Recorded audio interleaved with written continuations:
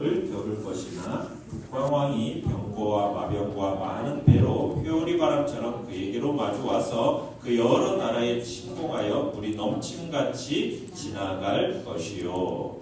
자, 여기서 마지막 때에 라는 말은 종말의 때에 라는 말을 의미하고 있습니다. 35절처럼 지금 이제 이 안티오쿠스 4세 에피파네스에서 정해진 그 권력의 끝을 지정하신 그런 뜻이 1차적인 표현이면서도 동시에 역사의 끝, 다시 말해서 예수 그리스도의 그 재림의 직전의 종말의 때를 지칭하는 표현으로 볼 수가 있습니다. 우리가 지금 성경을 볼 때 이 1차적인 표현으로서는 이 당시의 역사를 보여주면서도 또 종말을 함께 보는 역사의 복합성을 지녔다라는 얘기를 어제 드렸었는데, 지금 그 이야기가 함께 진행되어짐을 우리가 생각하면 보면서 이게 말씀을 해석하면 되겠어요. 자, 그러면서 이 북방왕과 남방왕에 대한 이야기가 있는데 이 의견은 다양한 견해가 있습니다. 그러나 우리가 1차적으로는 북방왕 안티오쿠스 4세로 이렇게 북방왕을 보고요.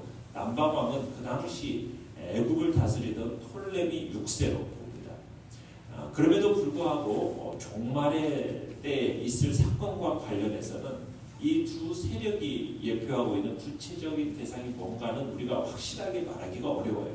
다만 문맥적인 흐름을 감안할 때 이 궁극적으로 말세에 적그리스도가 세상 가운데서 형통하게 될 것이고, 이 적그리스도가 위세를 떨치다가 결국에는 하나님의 보이지 않는 섭리하심과 심판에 의해서 갑작스럽게 멸망하게 될 것을 지금 나타내고 있는 장면이 오늘 본문의 이야기가 되는 겁니다.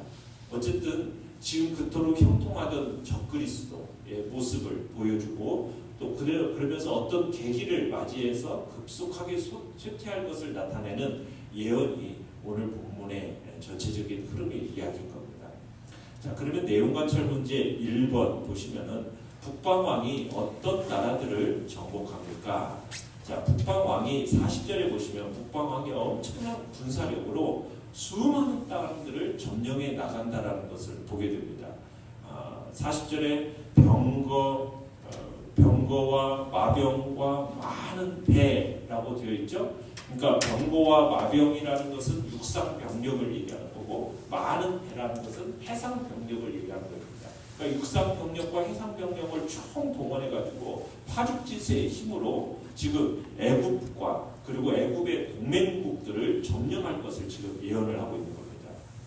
41절을 읽어보겠습니다. 시작. 그가 또 영화로운 땅에 들어갈 것이요 많은 나라를 폐망하게 할 것이나 오직 에돔과 모압과 암몬 자손의 지도자들은 그의 손에서 벗어나리라. 자, 여기서 41절에 그라는 것은 우리가 36절에서 그 왕이라는 말과 동일한 의미입니다. 그러니까 그 왕을 지칭하는 거예요. 그 왕은 우리가 1차적으로는 이 시대적 배경 속에서 북방왕 안티오쿠스 4세를 가리키는 것이고, 종말론적으로 볼 때는 적그리스도를 예표하고 있는 겁니다. 그리고 영화로운 땅에 41절에 보면 영화로운 땅에 들어간다라고 표현하고 있지 않습니까? 이 영화로운 땅은 선민들에게 거룩하게 구별된 이스라엘 땅을 지칭하는 은유적인 표현입니다. 종말론적인 입장에서는 이 영화로운 땅은 무엇이겠습니까? 모든 시대의 적그리스도라는 사탄에 의해서 박해를 당하는 교회를 상징하는 겁니다. 그러니까 많은 나라는 적그리스도가 시대가 흐를수록 많은 영향력을 이제 자신의 영향력 아래 복속시킬 나라는 것을 세력을 확장시켜 나갈 것을 얘기하고 있는 겁니다. 그래서 41절에서 많은 나라가 패망하게 된다는 것이 바로 적그리스도가 이제 세상 시대가 흐르면 흐를수록 많은 영향력, 그를 자신의 영향력 아래 복속시켜서 그 세력을 확장시켜 나간다는 얘기죠. 42절 보시면요.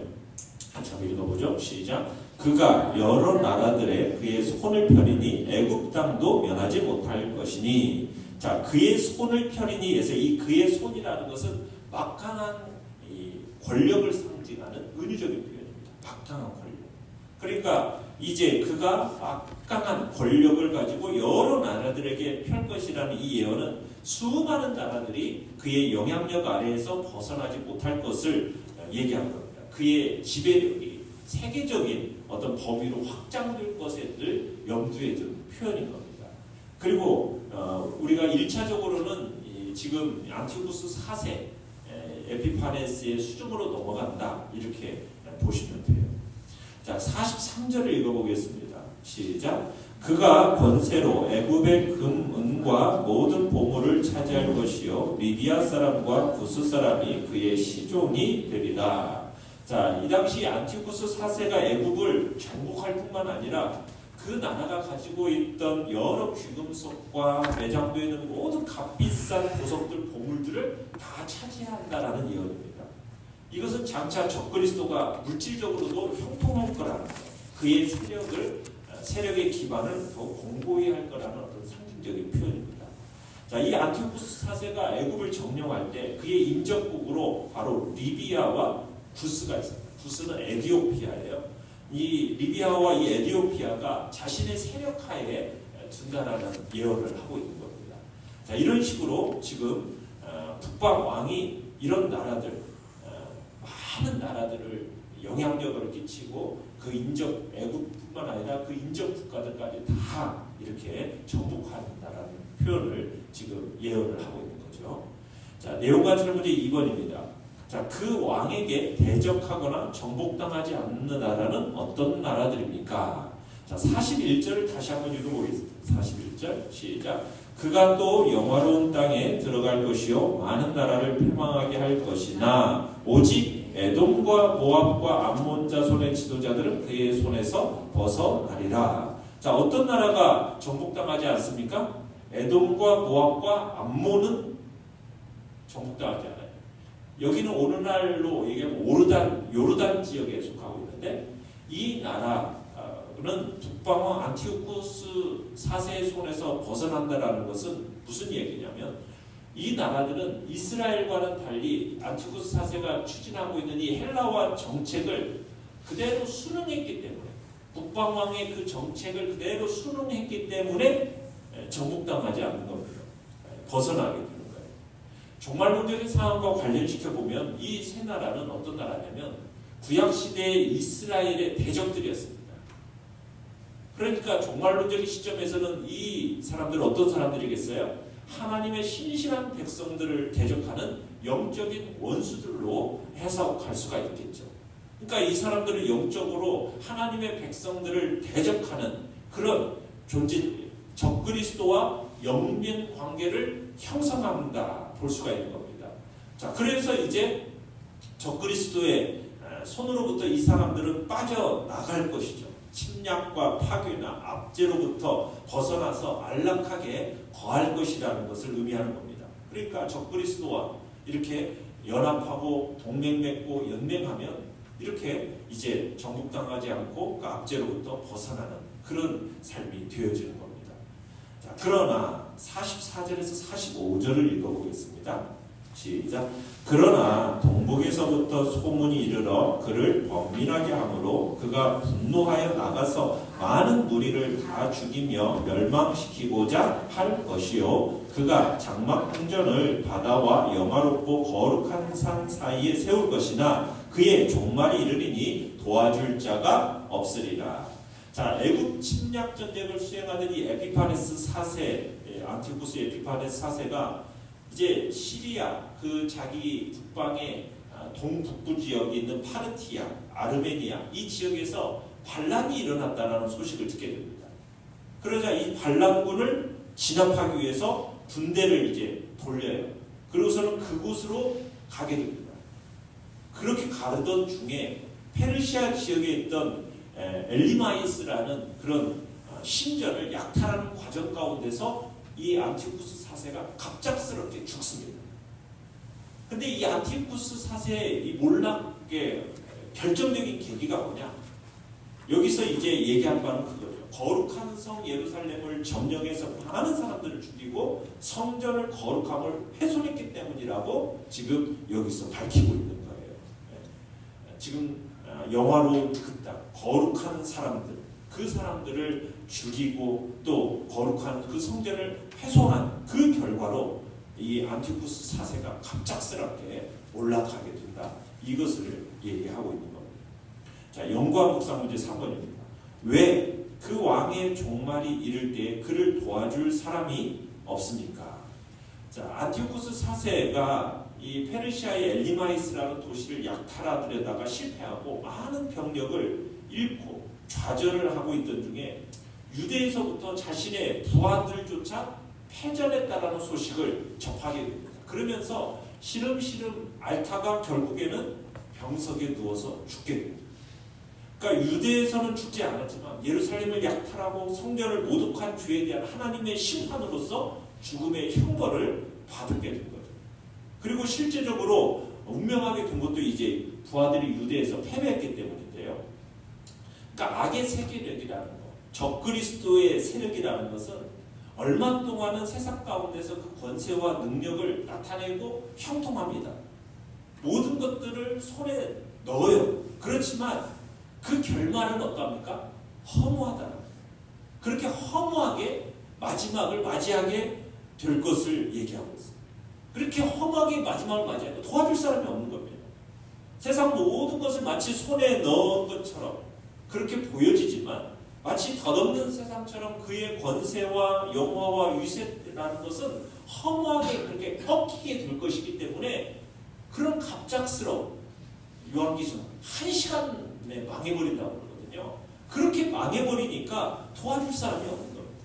갑작스럽게 황폐하고 놀랄 정도로 절멸할 것이기 때문에 그래서 이 종말에 이를 때 그 왕을 이 적그리스도를 도와줄 이가 아무도 없는 것입니다. 느낀 점 4번입니다. 매사에 형통하는 것처럼 보였지만 종말에 이르러는 도와줄 자가 없는 처지가 되는 왕을 보면서 무엇을 느낍니까? 하나님과 하나님의 백성들을 대적해서 재물을 모으고 막 승리하는 게 보이는 그런 사람들, 그런 적그리스도의 세력들에 대해서 우리는 부러워하지 않아야 합니다. 사람이 잠에서 딱 깨어나면 그 꿈을 잊어버리고 별 가치 없는 것으로 여기지 않습니까? 그런 것처럼 악의 세력이 누리는 그 영화와 권세라는 것들은 그들이 가하는 그 모든 위협이라는 것들은 결국에는 허망하고 무가치한 것이라는 것. 우리는 그것을 느껴야 합니다. 잠에서 깨어나면 꿈을 무시하듯이 우리는 그것들이 얼마나 가치 없는 것인가. 여러분 꿈속에서 자기가 무서운 권세를 갖게 되었다고 해가지고 여러분 그를 두려워할 사람이 있어요? 엄청난 영토를 다스릴 왕이 되었다고 해서 여러분 꿈속에서 그런 것을 가진 자들을 아부하고 그에게 막 도움을 청할 사람이 있습니까? 꿈속에서 자기가 억만장자가 되었다고 막 해가지고 그런 사람을 우리가 꿈속에서 그런 사람을 부러워합니까? 아니잖아요. 도리어 꿈속에 있던 그것을 자랑하는 그런 사람은 우리가 현실 속에서 그 사람을 어떻게 합니까? 멸시하잖아. 그죠? 아, 내가 꿈에 이렇게 억만장자가 돼서 그렇게 자랑해봤자 여러분 그런 사람을 뭐하는 사람이야? 하면서 굉장히 멸시하고 무시하지 않습니까? 우리가 악의 세력이라는 것, 적그리스도가 맞이할 이 결과라는 것, 그만한 허망한 결국을 맞이할 거라는 것을 우리는 믿음의 눈으로 직시할 필요가 있는 거예요. 그렇게 바라봐야 돼요. 세상에서 그렇게 잘 나가고 있는 것, 결국 아무것도 아니고 정말 꿈 같은 거라, 허망한 거라. 우리는 그렇게 믿음의 눈으로 바라보면서 무시할 수 그런 믿음의 눈을 가져야 할 것입니다. 우리는 다니엘 11장 이 장면들을 보면서 성경 곳곳에서 누누이 마지막 날에 있을 일에 대해서 다루고 있습니다. 그건 심지어 지나치다 싶을 정도로요. 마지막 날에 일이 있을 일에 대해서 세세히 묘사하고 있는 것을 보게 돼요. 그날에 있을 환란이 얼마나 극심할 것인가 이런 것들을 지적하는 것을 우리가 성경 곳곳에서 보게 됩니다. 여러분 그런데 오늘 현대를 살아가는 우리 그리스도인들 여러분 그런 마지막 날 종말의 때에 있을 그런 환란에 대해서 마음에 두고 살아갑니까? 그렇게 마음에 두고 살아가지는 않아요. 마음에 두고 살아가는 사람들이 많지가 않습니다. 여러분, 그런데요, 다니엘서에서 이 다니엘이 예언을 할 때는요, 벌써 몇백 년이 후에 일어날 일을 예언한 거예요. 적그리스도와 같은 그 화신, 적그리스도의 화신이라고 부를 수 있는 안티쿠스 4세 에피파네스가 그렇게 나타날 것을 다니엘은 벌써 몇백 년 전에 예언을 했어요. 그랬는데 정말 그 일이 나타났습니까? 안 나타났습니까? 역사 속에서 진짜 나타났어요. 실제로 나타났어요. 거룩한 하나님의 백성들에게 불같은 시련을 가하는 그런 존재가 정말 다니엘이 예언한 그대로 나타났어요. 300년 후에, 400년 후에 있을 그 일이 정말 하나하나도 틀리지 않게 정말 정확하게 다 이루었어요. 여러분, 그렇다면 구약성경뿐 아니라 신약성경에서 공이 예언하고 있는 적그리스도의 역사는 상징적인 존재 아니라는 거예요. 삶의 고난을 투영한 어떤 비현실적인 존재가 아니라는 거예요. 정말 실제로 세상 끝날 세상 가운데서 그 실제가 드러나게 될 거고 성도들에게 불같은 시련을 가하게 될 거라는 거죠. 그러니까 성경 말씀은 단순한 상징을 얘기하는 게 아닙니다. 실제 역사와 실제 삶을 다루고 있다는 거예요. 적그리스도는 반드시 실제 역사의 속에서 나타나게 될 것입니다. 우리는 그것을 마음속에 가지고 살아야 돼요. 그걸 깨닫고 실제 삶 속에서 그래, 언젠가는 반드시 이런 적그리스도가 나타날 것이고 그럴 때 정말 성도들에게 정말 불같은 시련 그리고 배교하도록 하는 그런 공작들이 일어나게 될 거야. 그렇다면 내가 준비해야지라는 그런 준비된 마음을 가지고 우리는 살아가야 된다. 그래야만 그때가 실제로 이르렀을 때 우리가 그것을 감당할 수 있어요. 그때가 되면 무수한 사람들이 배교의 길로 멸망의 길로 치닫게 될 겁니다. 그러나 신앙을 지키는 소수의 무리들이 있을 거라고 성경은 얘기해요. 다수의 무리를 얘기하지 않습니다. 소수의 무리, 마지막까지 남은 자가 있을 거라는 거예요. 우리가 바로 그런 남은 자로 굳게 서야겠다라는 그런 결단을 가지고 우리가 마음을 주님 앞에서 이 진리의 말씀으로 우리의 마음을 견고하게 해야 된다는 얘기입니다. 우리는 시대를 보는 믿음의 눈을 가져야 될 것이고 그 역사 속에서 진행되어지는 이 예언이 결코 그냥 상징적으로 흘러가는 것이 아니라 실제로 드러나게 될 거라는 그런 믿음을 가지고 우리가 마음을 굳건하게 주님 앞에서 붙들고 믿음의 길을 걸어가겠다는 결단이기를 간절히 바랍니다. 결단과 적용 5번입니다. 나는 어떤 경우에 세상적인 방법으로 형통하는 사람들을 부러워하게 됩니까? 세상을 두려워하거나 부러워하는 마음을 쫓아내고 신앙인답게 행동하기 위해 오늘 마음에 새겨야 할 것은 무엇입니까? 아무리 악의 세력이 횡행하고 여러분 신실한 성도들이 받게 되지만 결국에 역사의 주권자 되신 하나님께서 궁극적으로 개입하셔서 그 악인을 반드시 심판하신다는 사실을 우리는 분명히 마음에 새겨놓아야겠습니다. 불같은 시련, 고난의 때 우리가 그 신앙을 지키기 위해서 때로는 박해를 감수하고 인내를 가지고 신실함을 지켜나가야겠다라는 결단이 우리 안에 있기를 바랍니다. 시련의 날, 고난의 날 분명 맞이할 것입니다. 마지막 날에 우리 맞이할 것입니다. 그날에 악의 세력들, 악인들 하나님의 최종 심판에 철저하게 심판을 당할 것입니다. 순식간에 마치 한 시간에 그냥 곧바로 망하는 것처럼 순식간에 멸망당할 거예요. 그러나 의인들은 반드시 그 인내로 지킨 신앙에 대해서 보상이 주어질 것입니다. 우리는 이 사실을 마음에 새기면서 믿음의 길을 가겠다라는 그런 결단, 다시 한번 주님 앞에 믿음을 정말 신앙인답게 살아가겠다는 결단이 이 시간 있기를 간절히 바랍니다. 오늘의 기도 같이 읽겠습니다. 시작. 악한 자의 비참한 종말을 기억하며 하나님을 더욱 경외하게 하소서. 아멘. 말씀을 생각하며 기도하시고요. 연약한 우리의 지체들을 위해서 기도해 주시고 자고로 나라와 민족들 가운데 고통당하는 그 민족들을 긍휼히 여겨주시고 하나님의 나라가 또 속히 임할 것에 대한 기대 속에서 우리는 또 마음을 준비하고 믿음의 길을 걸어가겠다는 결단을 주여, 우리 세 번 부르시면 나아가겠습니다. 주여, 주여.